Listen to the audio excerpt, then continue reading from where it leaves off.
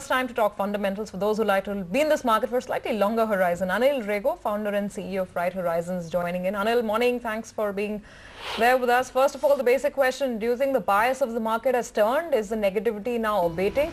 Do you think you will still call this some kind of a technical pullback, the 2-3 good days that we've had? Sure, I think right from some time I've been suggesting that, once the index broke the 200-day moving average, even though one is looking at it from a fundamental perspective, I think long-term view, you need to, watch the 200-day moving average a little carefully there. So I would, wait for, it to be crossed and sustain above that, and I'm sure you'll have a lot more buying opportunities there. So considering that market has again moved up a little bit sharply over the last few days, I would not enter at this point of time, maybe buy on dips or, if it sustains above the 200-day moving average.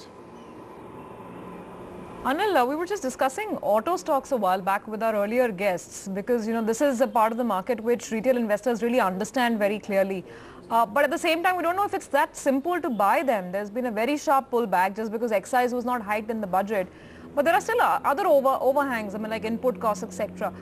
What would you do with auto companies right now or auto stocks right now? Would you still buy them or do you want to wait it out to see if they can handle this tire cost increase, rubber increase, steel increase, etc.?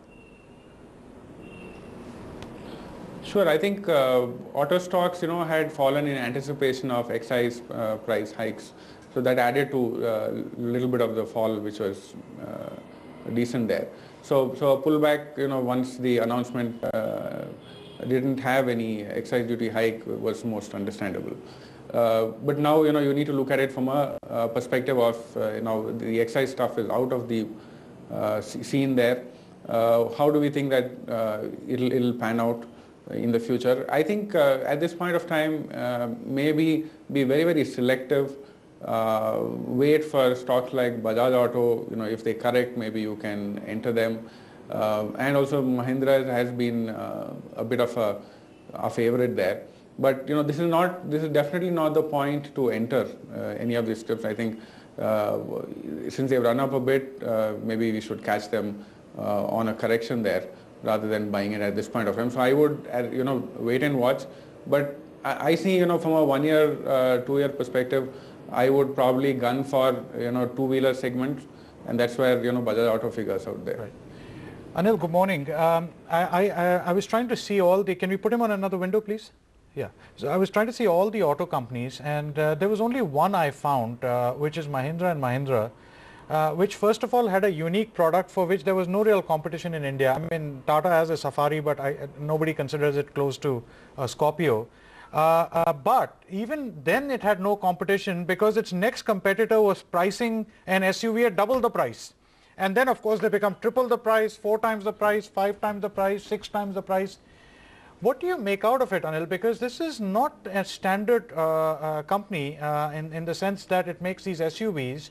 And we still haven't started to talk about what it can get from defense, what it can produce, because there's not a passenger car. I mean, they can turn it into whatever. Police forces. Your thoughts on Mahindra and Mahindra at current price and what could be the target going forward?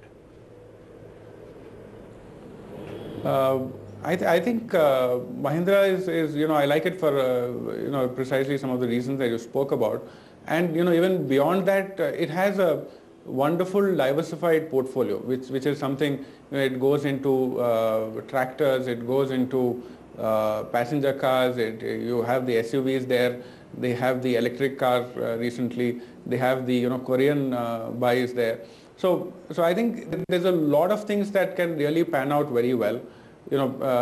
I would, if I take a maybe 18-month type of view, I would believe that we should see a 25% type of return target that you can keep on an M&M there.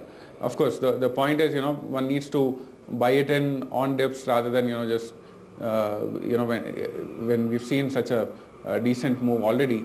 There should be some bit of correction. That's the point to get in rather than now. Anil, now the headline is obviously around oil. We don't have too many direct plays on oil in our market, barring maybe a K in India. ONGC has its own issues. They have to then start sharing profits with downstream, etc.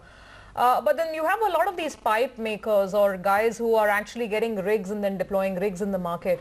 this might not be a call that holds for the next 1 year, but till the time the oil market is buoyant, can you think of any companies which might stand to benefit and then therefore, might offer an interesting opportunity right now for the slightly more risk-prone investors, if I could caveat it by saying that? Sure. It's really unfortunate you cannot play oil in India in a significant way. Plus, you don't know what the government can do. Even Cairn that you mentioned has its own, problems around the acquisition and stuff and the ONGC thing there. So it's, that's a big issue here. So if we try to look at the secondary side, I think the problem there is there's a huge run-up in raw material costs. So I would probably, be a little careful out there, maybe if at all for a very high risk, again it's a very high risk investor who wants to bet on a contrarian style, maybe a BAN type of thing is what you can look at, but honestly maybe I would be a little cautious on some of these stocks. Okay, all right, Anil, we'll leave it on that note for this morning. Thank you for taking out the time, joining us with some ideas that one can work with. All right, 1% up on this market. 5,600 was here. We touched it and kind of cooled off, but for all practical purposes, we've taken out that level. We'll take a break on the